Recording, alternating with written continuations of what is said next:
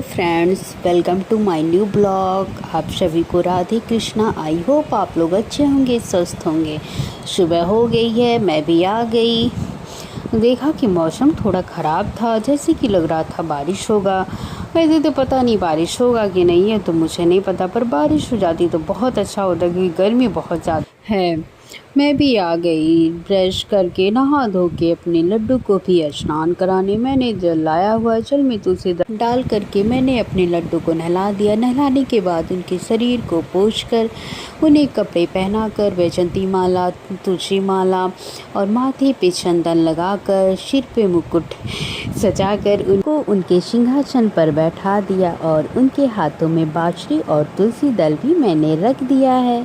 और फिर अपने लड्डू की कंघी भी करके उन्हें दर्पण दिखा दिया। और मैंने फिर अपने लड्डू की पूजा अर्चना की। पूजा अर्चना करने के बाद लड्डू को भोग भी लगा दिया। भोग लगाने के बाद मैं भी आ गई रोज़ की तरह वही पुराना पानी पीने, चाय पीने। उसके बाद फिर खाना भी कुछ देर बाद बनना स्टार्ट हो गया। सब लोगों ने थोड़ा थोड़ा काम करके जल्दी जल्दी खाना भी बना लिया, क्योंकि गर्मी इतनी ज़्यादा पड़ रही है कि किचन में रहने का बिल्कुल भी मन नहीं कर रहा। वैसे तो मेरे किचन में खिड़कियां लगी हुई हैं, हवा आ सकता है बाहर से और फिर अंदर की गर्मी भी जा सकती है खिड़की के द्वारा। फिर भी गर्मी बहुत ज़्यादा है बाहर, क्योंकि हवा भी नहीं चल रहा और इस टाइम बारिश भी नहीं हो रही है बहुत दिनों से, इसलिए गर्मियाँ बढ़ती चली जा रही हैं बहुत ज़्यादा। पर खाना तो बनेगा ही। मैं भी आ गई अपने लड्डू का खाना लेकर। पहले मैंने खाना को ठंडा कर लिया, फिर अपने लड्डू को धीरे धीरे खाना खिलाया। खाना खिलाकर पानी पिलाकर मैं अपने लड्डू को ऐसे ही बैठे रहने देती हूँ। फिर मैं खुद चली जाती हूँ खाना खाने।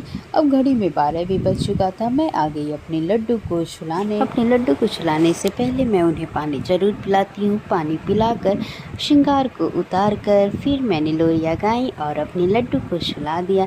मेरे लड्डू सो चुके हैं और मैं भी चली जाऊँगी अब पढ़ने।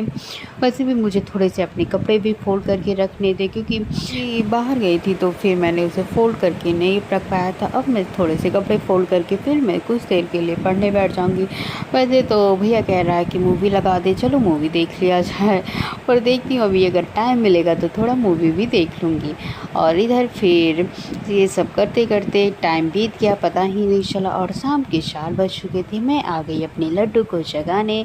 लड्डू को जगा कर उनके मुँह को पोंछ कर फिर श्रृंगार करके अपने लड्डू को भोग लगा दूँगी। भोग लगाने के बाद फिर मैं भी चले जाऊँगी थोड़ा पानी पीने, क्योंकि आज दोपहर में मैं मूवी देखते देखते सो गई थी, तो फिर पानी भी नहीं पिया हुआ था खाना खाने के बाद। अब पानी पी लूँगी। और इधर चाय भी बन रहा था, और आज मेरा चाय पीने का मूड नहीं है, क्योंकि गर्मी बहुत ज़्यादा पड़ रही है और गर्मी में गरम गरम चाय मुझे कुछ ज़्यादा समझ में नहीं आता है, इसलिए मैं चाय नहीं पीऊँगी।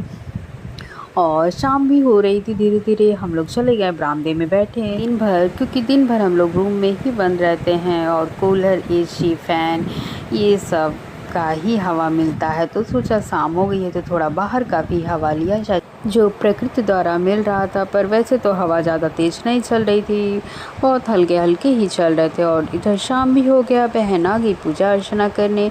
उसने लड्डू की भी पूजा अर्चना की। अब रात हो रही थी और फिर मैं भी सोची कि आओ पहले अपने लड्डू को सबसे पहले दूध पिला देती हूँ। मैंने दूध को गर्म कर लिया और अपने लड्डू को पिला दिया।